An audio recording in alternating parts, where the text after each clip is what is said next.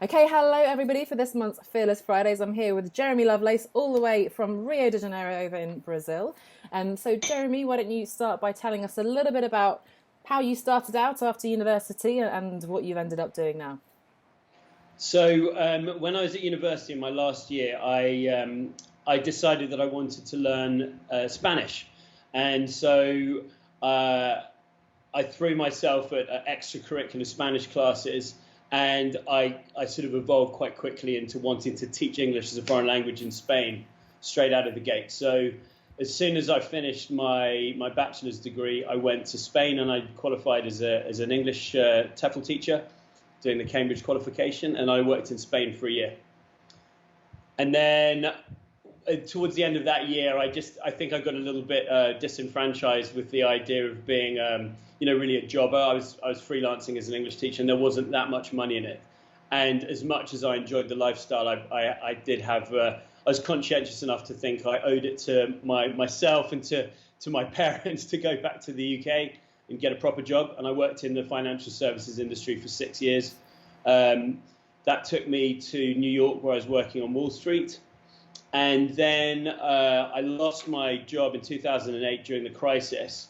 But in those 3 years, I've become very close to a retired director of McKinsey Consulting. And he asked me to help him with some projects that he had in Latin America. And I'd already had the idea that I wanted to end up in Latin America, largely, I think, because of my experience in Spain. And so I jumped on that chance, came to Brazil 12 years ago. And so under the guidance of the McKinsey chap, I sort of evolved into management consulting. And then from there, I've evolved now into software distribution with a focus on educational technology. And so I'm now applying my trade under the brand of HFX Technologies. And yeah. Amazing, and that all sounds very fluid and organic and fortuitous and perfectly sort of everything fell into place. I guess, what was it that made you so sure that you didn't want to just have that kind of standard job, and how were you thinking about this? You went into the financial services, but I know you said that that wasn't sort of your life ambition. You were going in there more with the intention of learning things and so on that you could use to build a different kind of life. So tell me more about that kind of decision process and what you were thinking. Yeah, I think I knew. I think looking back, it was quite clear from when I was a teenager that I was a little bit eccentric and comfortable doing things off the beaten path. So I guess that sort of freelancer instinct was sort of genetic. Like I always had that sense that I was going to end up doing stuff on my own. But the corporate thing, it wasn't just a sense of obligation. I'm also simultaneously reasonably ambitious, and I felt that finance, like getting my head around the financial services world, would be a great stepping stone. Teach me a lot about how the world of commerce works, and I think it did. I don't know if that answers the question. Yeah, a little bit. I guess the next question is then, what was it at that moment that, when you'd done, I guess you said 6 years, and this guy came along and you had the idea already? Was it just everything fell into place and it felt like, yep, this is the right time, the right opportunity? How did you make that decision to go, now I'm going to take what I've learned and start Well, my own? it was funny. So when I started in the derivatives business, I just think I felt quite quickly when I was broking. I thought it was a very exciting environment. And looking back, I think maybe I see it through rose-tinted spectacles. It was a great environment to work in for someone with my personality. But very quickly, when I was in London, I thought this is not going to be a career. This is it's a young man's game. And so I wanted to sort of milk it for all it's worth. And I knew, in the financial services world, there's huge links with New York. And my division was opening an office in New York, and I pitched myself to the head of division, saying I speak Spanish and Portuguese. Maybe I can help you monetize, any relationships that we want to, develop relationships in Latin America. But I was completely chancing it. I didn't know what I was doing. I was still very inexperienced. But, in that business, I think if people think you're a character, they'll give you a shot. And so they transferred me over. And, but still, I think there was that same thing going on. I was working in the markets. and I enjoyed it, but I just had that sense this is just a stepping stone. And I met this guy from McKinsey, and he very quickly, because he had these projects going on in Latin America, he said, Jeremy, it'd be great if you could come and help me, because he knew I spoke the languages, and I think he could tell that, that was something I might be interested in. But at that time, I thought, what would I be giving up? I've got really the golden ticket. I mean, a lot of people would kill for the job as a derivatives trader in Wall Street. But then 2008 happened, and it was almost like, oh, damn, I lost my job in the market. I'm just going to have to go and work in Latin America. So it was, I guess, I don't know. I sort of knew, because of the Spanish experience, I knew that I just loved the Latin world. But then I love New York as well. I didn't really want to leave New York, but I don't know. It was a confluence of factors. And that is interesting, I guess, through the lens of what's happening this year, 2020, some parallels with 2008 and people being made redundant and so on. And it's always a mixed blessing. I do hear from people who wished for redundancy almost, of course, ahead of it happening. It's not something we wish on anyone, but in a way, sometimes it can give us the push that we need. In your case, it was matched with a fantastic opportunity as well. So you were lucky there. And it sounds like you've been very intentional about taking advantage of those opportunities, putting yourself forward and so on. So sounds like... Yeah. That was, everything falling into place. Do you think you would have... When I need to be. Yeah, well, there you go. Yes, we can all learn from that. I think we need to be a bit more sort of shameless and selfish and pushing ourselves and backing ourselves. Do you reckon you would have, if that hadn't happened, how long do you think you could have stayed there? Do you think you would have got to the point where you would have gone, no, I have to leave? Or would you have been quite comfortable in, hey, this is an amazing job in an amazing city and it's actually quite hard to let go of this?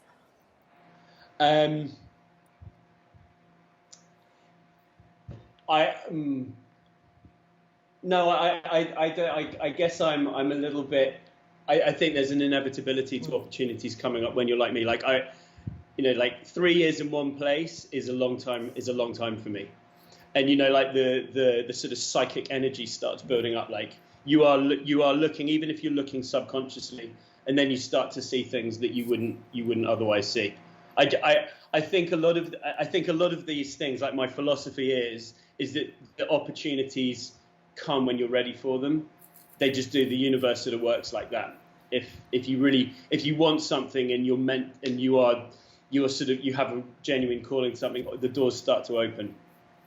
I agree with that so much, and it sounds a little bit almost sort of woo-woo, as they say, but I think when you've gone through that internal process, you've decided, no, this is what I want to do, you do just begin to open your eyes to things, and things come along that you perhaps wouldn't have seen otherwise because you weren't looking for them. So I think that's hopefully reassuring to people who aren't quite seeing the possibilities yet, but if you do decide and you commit to that, then the universe will sort of respond. I mean, do you know what it is? I think, thinking really practically, now I'm an entrepreneur and I'm spending my own very painfully earned money on subcontractors and freelancers to help me with my work.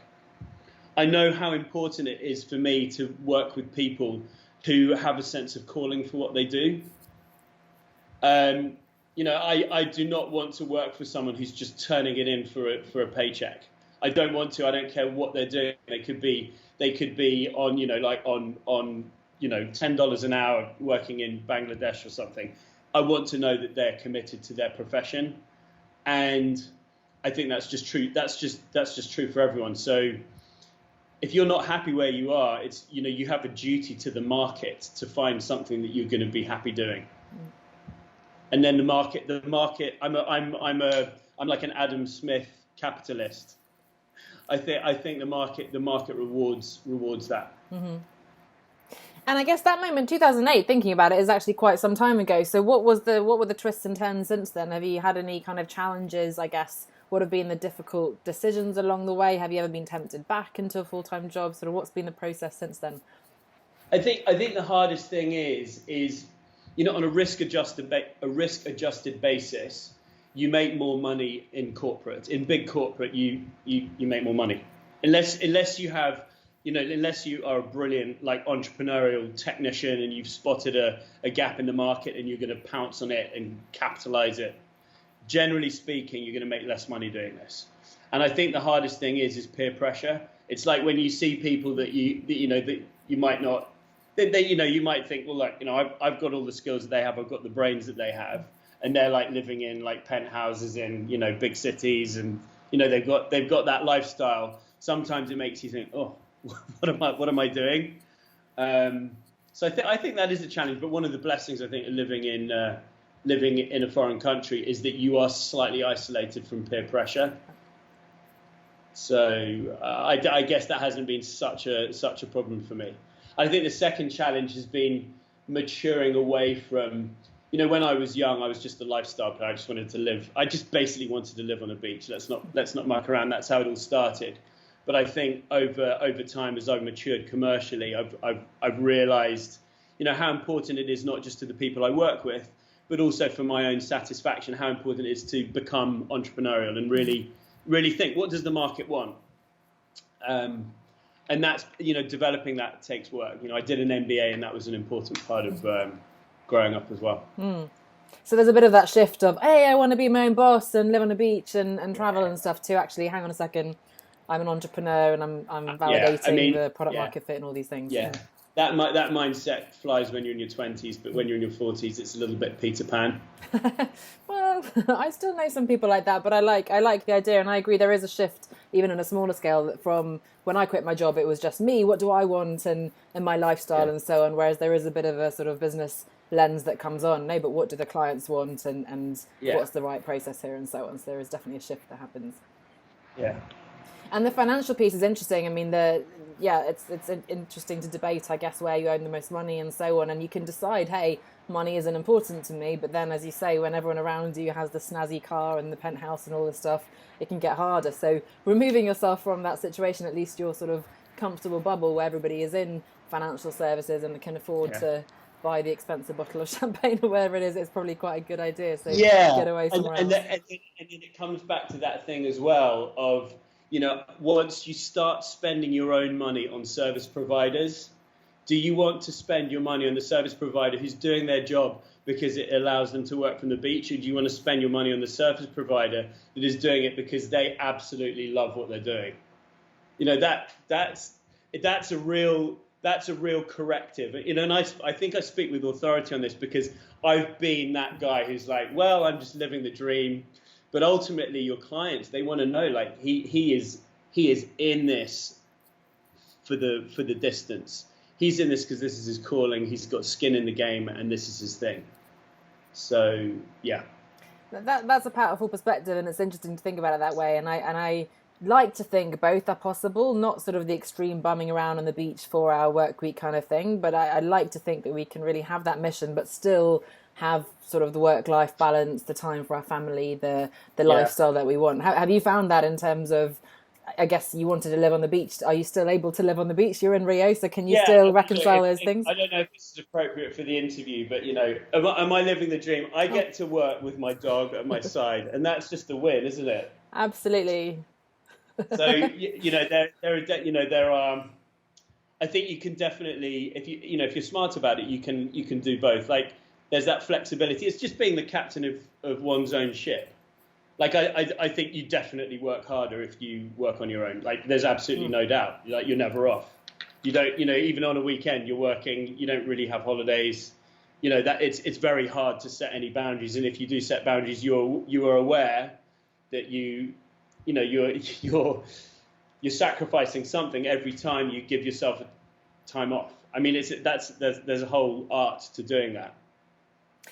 And I'm a massive fan of boundaries. I think it's so important to set those. I know what you mean. It is challenging. Obviously, it depends on what your priorities are, because especially, and we were talking about, if your business is at a certain point when you're really in that sort of hustle phase, you need to get it off the ground and you just have to put in the work. Unfortunately, then we need to compromise. But I think it's important to bear in mind what the vision is, because otherwise, why are we doing it? It's great that you're passionate about the business idea, but I'd like to remind myself that actually initially I did want to maybe not live on the beach all the time, but at least, you know, not burn out, not like just be working mindlessly in meetings and so on. The Clapham Common, I know it's not the dream really, is it? We're looking at alternatives, I think. It's great. It's lovely. London's a lovely city. Yeah, absolutely. Okay, so you mentioned sort of getting away from your bubble, I guess, of people who are in New York and perhaps London too, and also this McKinsey contact who I think was instrumental in the process. Where else have you got support? Have you found peer groups? Have you worked with mentors? Where have you got the help? You did the MBA, you mentioned as well. So what else have you done to help help yourself? The MBA was very instrumental. It gave me a lot of confidence, and it taught me to rein it in. I think when I was in finance, I had this deluded idea that because I worked in finance, that means I understood everything. There's a sort of arrogance, I think, that comes from working in the markets. You think, well, you understand the stock market, what else is there to understand? I mean, that's just nonsense. It's absolute nonsense.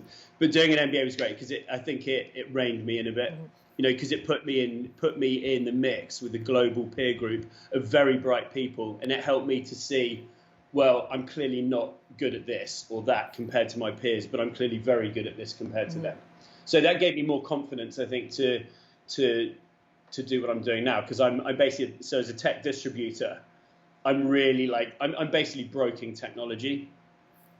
And so I've always been, I'm a broker, not a developer. I think at one stage I thought I was, such a genius I could be like a developer. But once you meet a couple of developers, you're like, no, you're a salesman, Jeremy. Just suck it up and get selling. Well, it's good to know where your strengths are, where your zone of genius is, and then as you are doing, get the people around you to support you and fill in the gaps. The second thing, though, is regarding mentors. I think the most instrumental influences have been clients. So first it was McKinsey, my McKinsey contact, but subsequently, the work that I'm doing now is an evolution of work that started as a consulting contract. Two different contracts that gave me a very strong sense of what type of business I should be pursuing, and gave me a lot of focus. And one of those clients literally said, "Well, we want you to act as a distributor for us." And so I thought, well, actually, this is a really good fit for me. So clients are often the best mentors. If you've done a good job for a client, and it's good for them as well. They want to see you grow because your growth will result in their growth. Clients are good. I mean, I've had mentors outside of that, but I'd say my mentors / client relationships have been where it's at. Amazing. And in terms of, I guess, just learning what it takes to run your own business and so on, has that been a bit of trial and error? How have you worked out sort of how to put it all together? I have not cracked the code. I've not cracked the code. I'm working on it all the time. I think the transition that I'm making, and I've been making over the last 3 years, is I think when you're a consultant, a location independent consultant, that can apply their trade from anywhere, you're still thinking like a freelancer, but now I'm moving into this idea that I'm a distributor. It requires more investment. There's more product development work that needs to get done. And so I'm making that transition from freelancing to entrepreneurship, and that's very difficult. And and I think it's a lifetime. You can always get better at it. And I certainly haven't cracked the code. But there is that important shift again. I mean, I work with a lot of freelancers who don't even think of themselves as businesses, and I think that is an important step to make. Now, even if it is just you working with other freelancers perhaps to help you, I think that is what's going to help you set those boundaries and achieve what you actually want to achieve. Okay, so what about the best part? So you're living in Rio, you're working with your dog. What else is there? You're living the dream. So what's the best part of now your life and work as you've set it up for yourself at the moment, at least? Well, I think from a work perspective, what I really like is the creative. I'd call it creative freedom. It's like sort of like being an artist. And when you're in a corporate world, you're always, well, you're not, that's not your business. You've got to stay in your lane. You have a role and you get paid for it. And I don't want to sound like I'm not an entrepreneurial genius, but I'm an ideator. I have ideas, and I think I'm quite good at spotting the opportunities that come as a result of new relationships, and I don't like not being able to pursue them. So what I really like is being able to, I've got a blank canvas, and I feel every day when I sit at my desk, I've got there's a blank canvas. I mean, obviously there's all the work that I've been doing up to that day, but I have that freedom to decide, and that's psychologically, that's very important to me.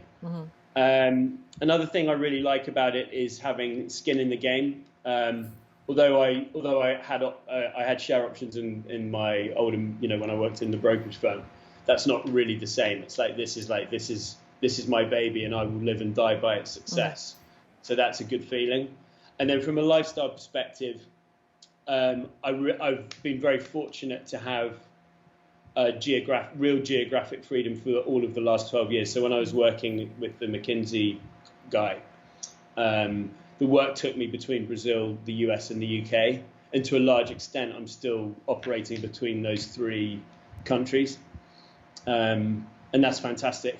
And Corona has put a real break on that, and it's caused me to ask very big questions about where I would live if travel gets very difficult for the long term. And for medium term, it would always be Rio, but in the very long term, then you start to think, well, if you can't see your friends and family, your home friends and family ever, like traveling becomes really difficult, then I don't know. I'd have to think about it.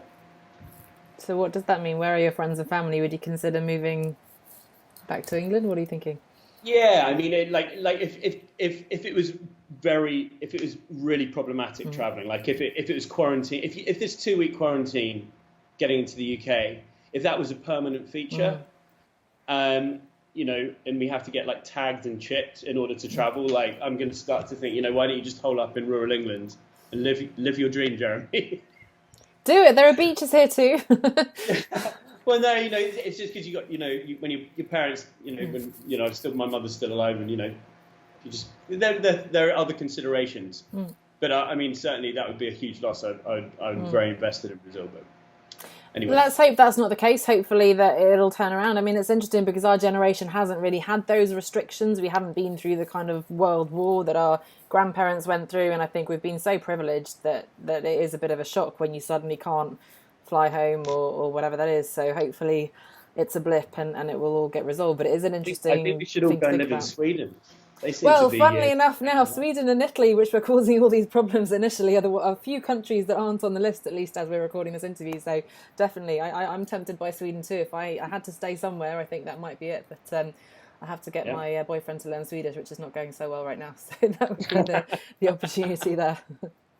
Okay, and I think we've already we can pull out some insights already from what you've shared, but what advice would you give to someone who perhaps like you was never quite comfortable in the corporate machine, and also specifically maybe has this perhaps little bit naive dream of living by the beach? What advice would you give them to take that dream and make it a reality as you have done? Yeah, I mean, so my advice is don't do it if you've got any real gifting in the corporate realm. Just stick with it. Like the people who I know who are most successful, like with a couple of exceptions, are people who are very good at the corporate game. They know how to play corporate life. They're very good politically. They know how to rein it in.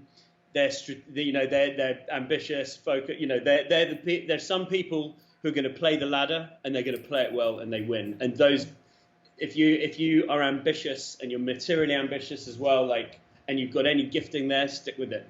Like I look at people like that and I'm like, awesome. I respect that so much because it's not something I haven't got I'm not built for that sort of thing, but I respect it when I see it a lot. And so I guess so my advice is always sort of conservative. So if you are good at corporate, stick with it. And if you are going to leave, consider the cost. If you are going to leave, stick very close to what you know. Like if you're working in, marketing, you're looking at marketing consultancy. If you're working in, you're staying close to your industry, staying close to your functional area, that's going to help. And to the extent that you move away from those and you move away from your natural industrial peer group, get qualified. Like do whatever qualifications you need to do. Like for me, doing an MBA was in retrospect, it was essential. It doesn't have to be an MBA, but it's qualifying, educating yourself. It grows your confidence and it improves your branding as well. Like it makes you, it's just good. I believe in investing in yourself. Yes. Invest in your education. I love that. It's very real and pragmatic, responsible advice, I guess. First of all, as you said, there are people. So you're trying to see the other side of it. No, but I think that's good, right? So there are people, as you say, you see them. And the reason I left probably was I looked at those people and I thought, that's not me. People who are, certainly where I was at Procter & Gamble, people, it's up or out, as they say. And some people are there 30, 40 years and you look up and you don't see yourself in those. I certainly wasn't very good at playing the political game and that wasn't for me. But there are people who like that. But I would suggest that those people probably aren't considering leaving and probably never will. So if they're doing that well and Yeah, enjoying it, it's true. and they're So happy doing that. my McKinsey. This is a great. I love this anecdote. He told me that when he joined McKinsey, he kept a list of everyone in his graduate intake. He kept a handwritten list, and every time they left, he crossed their name out until he was the last one left. And what did he learn from that exercise? No. I mean that's the mindset of someone who gets to the top of an organisation like McKinsey. Like they're in it to win it. Oh, I see. So he really was, it's sort of eliminating the competition, and I'm going to stick with it longer than everyone else. Yeah, that kind of mindset. Yeah. I mean, that's I just respect it, because that sort of mindset will help you as in entrepreneurship as well. Yeah. I mean, brutally, if you want to do well, if you want to do materially well in business, you're playing in a competitive ecosystem, but there's a lot of space to have lifestyle businesses within. The world's a big place, but if you want to make more money and you want to grow your business, you start hitting the bumpers, and then your competitors realize that you're on the landscape, and they start maneuvering to, then it all ends up being the same thing. So there's no free ride. Like I guess it comes to this: is nothing for nothing. There's no easy way out of corporate success. Like you can work on your own in a lifestyle business, and that's fine.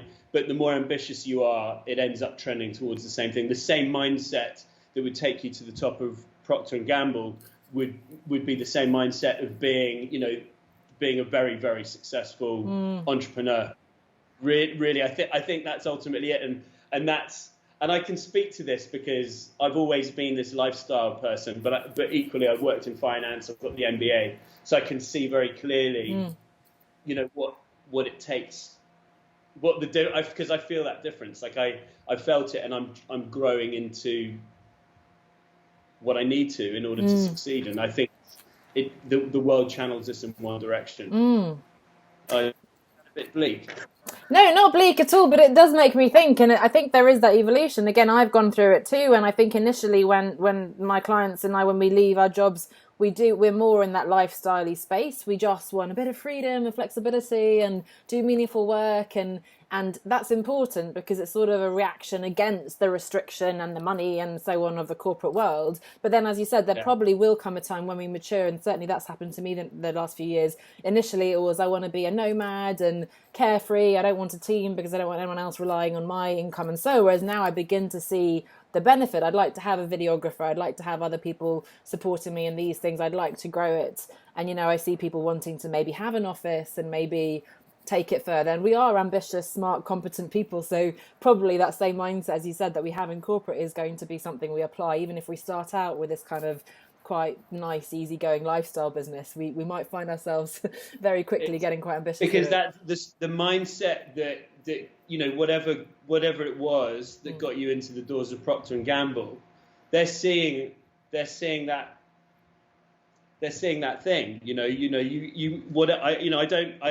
I think I know a little bit about your background, your academic background and your commercial background. Like none of that happens if you are not at least a little bit ambitious. And so that you can get to some sort of burnout with that.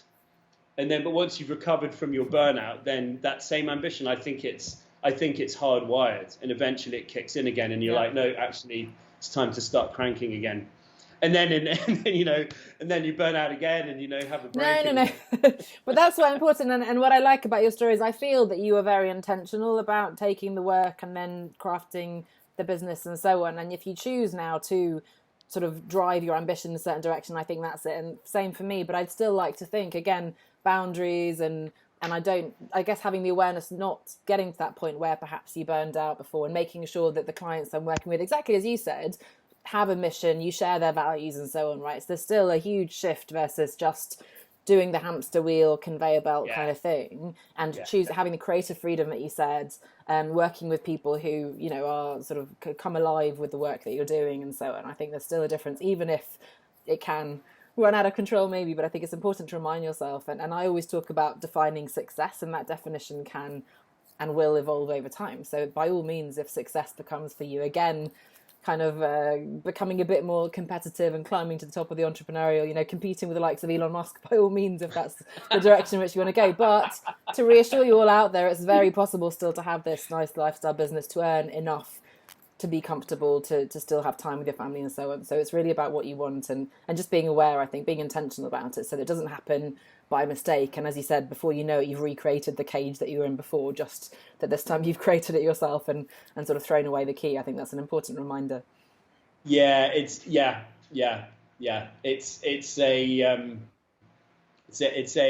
balance that must be found. You will find your set point. Well, amazing. I think that's some really new insights there that we haven't really covered in other interviews. So thank you so much for that perspective. Maybe as such an eccentric entrepreneurial type as yourself, it was a different view than we might usually have. Where can people connect with you and read more about what you're up to in your business these days? The best place is the hfxtraining.com blog or resource hub, or my LinkedIn profile, Jeremy Lovelace 1. Perfect.